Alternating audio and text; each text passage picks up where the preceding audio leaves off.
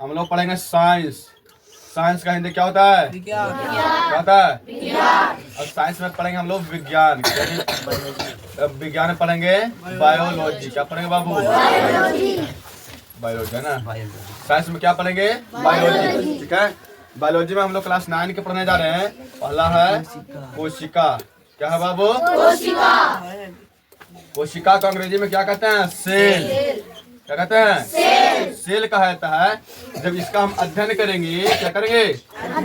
अध्ययन करेंगे, स्टडी करेंगे हम कोशिकाओं का, तो कहलाएगा कोशिका विज्ञान। क्या कहलाएगा बाबू? कोशिका विज्ञान कहलाएगा। इसे हम सेल से हम इसको अंग्रेजी में साइटोलॉजी कह सकते हैं। क्या कह सकते हैं?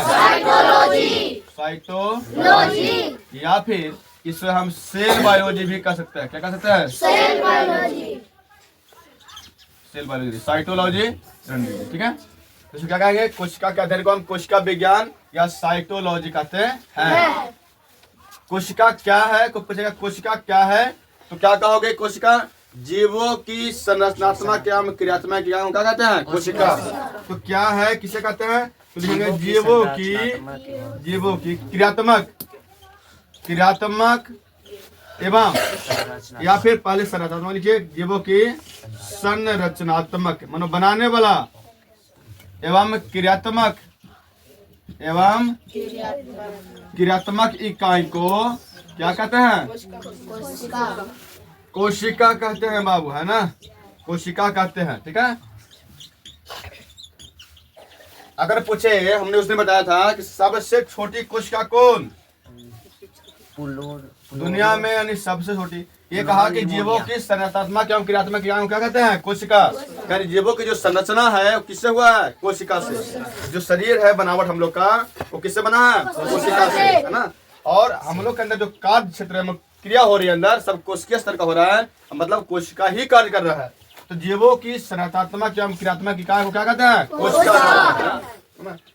अगर बात की जाए कि सबसे छोटी कोशिका कौन, तो सबसे छोटी कोशिका अगर बात किया जाए तो होगा प्लूरोनिमोनिया। और इसका आकार कितना होता है बाबू? 0.1 माइक्रोमीटर। इसका आकार देखेगा तो 0.1 माइक्रोमीटर होता है ना। 0.1 माइक्रोमीटर होता है। अगर हम सबसे बड़ी कोशिका की बात करें तो क्या हो जाएगा बाबू? हाँ, सबसे अगर बड़ा कोशिका की बात की जाए तो बड़ी कोशिका हो जाएगा शुतुरमुर्ग का अंडा। शुतुरमुर्ग का अंडा।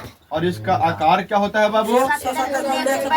170 गुने 135 मिलीमीटर। मतलब 170 मिलीमीटर गुने 135 है ना मिलीमीटर। अगर सबसे लंबी कोशिका की बात किया जाए, सबसे लंबी कोशिका तो क्या हो जाएगा बाबू? हाँ, सबसे लंबी कोशिका कोशिका क्या जगह? इसे न्यूरॉन भी कहते हैं। क्या कहते हैं? कहते हैं ना बाबू। इसे न्यूरॉन भी कहते हैं। और इसका आकार कितना? लगभग 1 मीटर है ना। लगभग 1 मीटर होता है बाबू। ठीक है। ये हमने लिखा था। और कहा था कि देखिए किसी भी मतलब सजीवों का शरीर जो है वो किससे बनता है? कोशिका से बनता है। तो कोशिका के संख्या के आधार पर सजीव जो है वो 2 तरह के होते हैं। कितने तरह के? 2 तरह के। एक होता है एक कोशिकीय। क्या होता है? एक कोशिकीय। हमने किसे कहा था कोशिकीय? वैसा जीव जिसका शरीर एक ही कोशिका से बना हो। वैसा जीव जिसका शरीर एक कोशिका से, मात्र एक कोशिका से बना होता है, उसे हम एक कोशिकीय जीव कहते हैं। जैसे है अमीबा, पैरामीशियम, क्लेमाइडोमोनास इत्यादि। ये सब जो है, ये सब क्या है? एक कोशिकीय जीव है। ये सब क्या है? सजीव है, जीव है।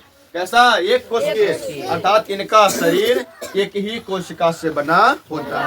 और हम जानते हैं कि जिसका शरीर एक ही कोशिका से बना होता है उसे हम एक कोशिकीय कहते हैं, है ना। यूनिसेलुलर कहते हैं अंग्रेजी में, क्या कहते हैं, यूनिसेलुलर। अगला बहुकोशिकीय हम किसे कहते हैं, तो बहुकोशिकीय हम कहते हैं वैसा जीव जिसका शरीर अनेक कोशिका से बना हुआ, बहुत सारा कोशिका से बना है, उस जीव को हम कहते हैं बहुकोशिकीय। क्या कहते हैं, बहुकोशिकीय कहते हैं। जैसे में मनुष्य हो गया, हम लोग हो गए बाबू, कुत्ता, बिल्ली, गाय, बैल, भैंस, ये सब जो है क्या है, सब बहुकोशिकीय है ना। इनका शरीर, हम लोग का शरीर बहुत सारे कोशिकाओं से मिलकर के बना हुआ है, ठीक है।